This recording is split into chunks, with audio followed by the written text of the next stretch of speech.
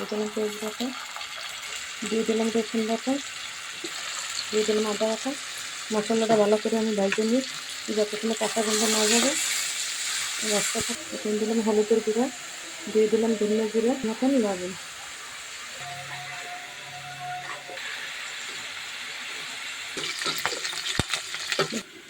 দিয়ে দিলাম ধনিয়া জিরার গুঁড়া, মরিচের গুঁড়ো, দিয়ে দিলাম হলুদের গুঁড়া। এখন এটা আমি ভাজি করে নিই। কেটে রাখা টমেটো দিয়ে দিলাম। এখন এটা মশলা, তো এখন আমি নাড়া দিয়ে দিই। না ঝুড়ো